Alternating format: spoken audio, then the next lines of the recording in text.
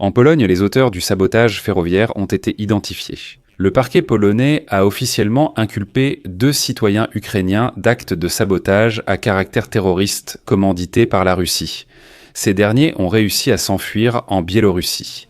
De plus, la Pologne a décidé de fermer le consulat de Russie à Gdańsk, le dernier encore en activité dans le pays, après 2 actes de sabotage sur la voie de ferrée entre Lublin et Varsovie. À présent, les autorités polonaises pour tout se sont officiellement adressées aux États-Unis pour obtenir de l'aide dans l'enquête sur le sabotage. Mais il est révélateur que les Russes n'ont fait qu'intensifier leurs provocations. Parce que les aéroports de Jaszów et de Lublin, à l'est de la Pologne, ont suspendu leurs activités en raison d'une attaque aérienne combinée de la Russie contre l'Ukraine, visant principalement les régions occidentales. Et bien pendant ce temps, aujourd'hui, l'Union européenne a présenté ce qu'on appelle le Schengen militaire. Il s'agit d'un programme visant à développer la logistique militaire à travers toute l'Europe.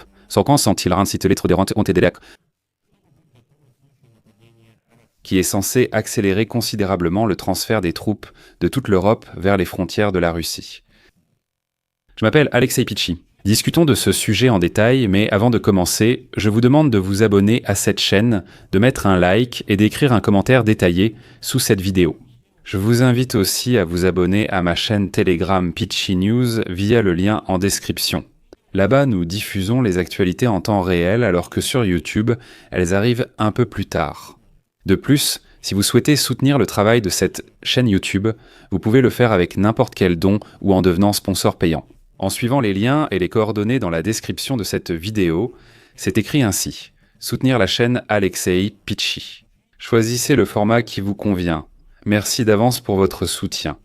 Alors, aujourd'hui en Pologne, le parquet a officiellement accusé de sabotage à caractère terroriste commandité par la Russie 2 citoyens ukrainiens, Alexandre K.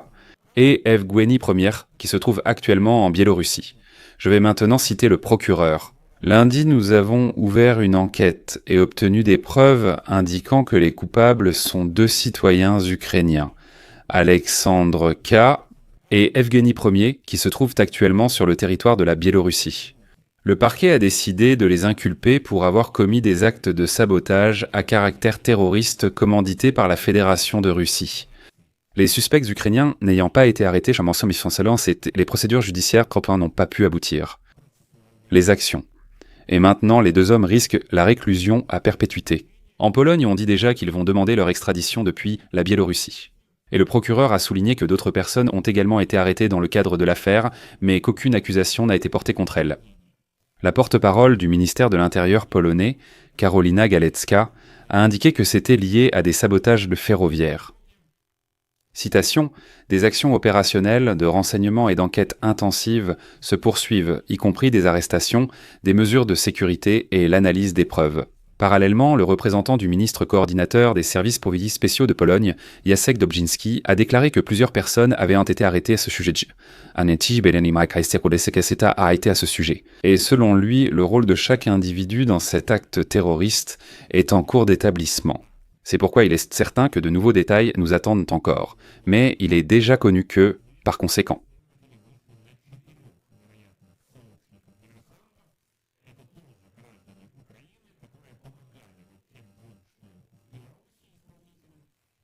En conséquence, en réponse au sabotage russe, la Pologne a décidé de fermer le consulat de la Russie à Gdańsk, le dernier encore en activité dans le pays après 2 sabotages sur la voie ferrée entre Lublin et Varsovie. Bien que la déclaration du ministre des Affaires étrangères de la Pologne, Radosław Sikorski, ait semblé « Je décide de retirer l'autorisation d'activité du dernier consulat russe à Gdańsk ». Une note officielle informera la partie russe dans les prochaines heures. Mais nous ne prévoyons pas de rompre les relations diplomatiques avec la Russie, comme le font d'autres pays après des actes de terrorisme ou de sabotage. Varsovie a à plusieurs reprises averti Moscou qu'en cas d'action hostile à l'égard de la Pologne, la réponse serait une réduction supplémentaire de sa présence diplomatique et consulaire dans le pays. La Russie n'a pas seulement poursuivi ses tentatives, elle les a intensifiées.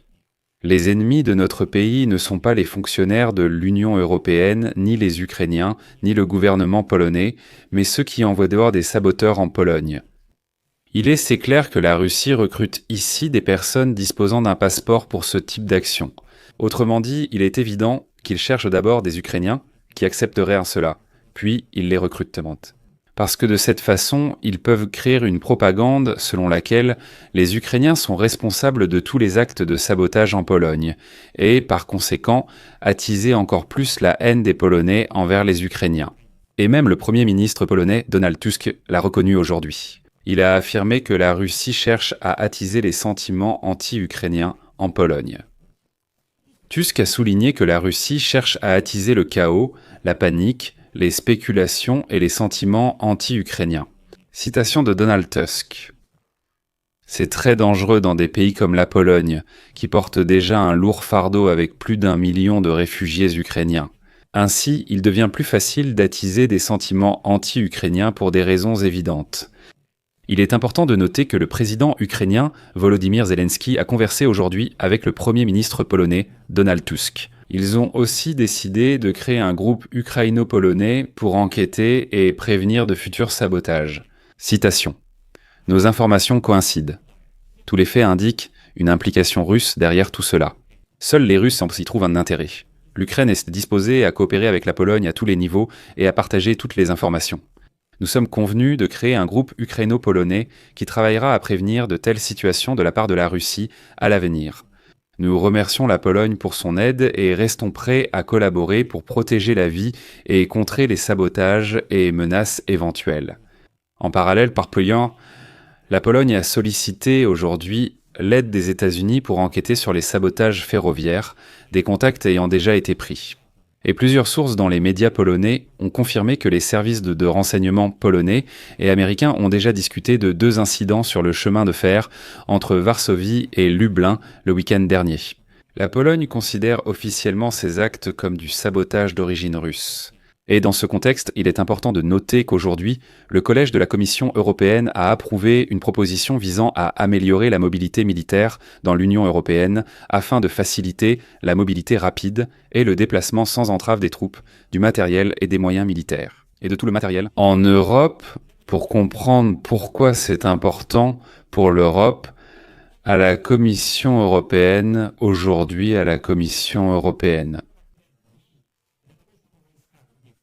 Traverser leur territoire en 45 jours. Et ici, je vais citer Kaja Kallas.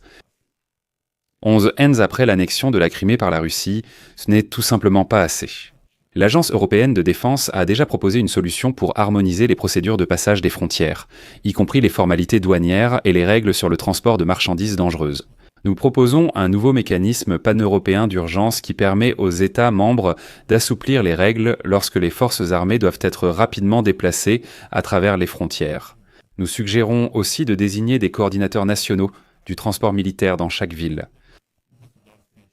L'Europe s'occupe enfin aussi de la mobilité militaire. Et j'ai un épisode séparé sur ce sujet, parce que c'est le chaos là-bas. Et il faut vraiment 45 jours pour transférer des chars, par exemple, du centre ou de l'ouest de l'Europe vers le flanc est, 45 jours. Durant ce temps, la Russie a peut-être déjà envahi les pays baltes. Je vais donc m'arrêter ici. Donnez votre avis, écrivez vos conclusions dans les commentaires sous cette vidéo. Abonnez-vous à la chaîne, cliquez sur la cloche et n'oubliez pas de mettre un like. C'est tout pour aujourd'hui. Prenez soin de vous. À tous, au revoir. Sous-titres réalisés par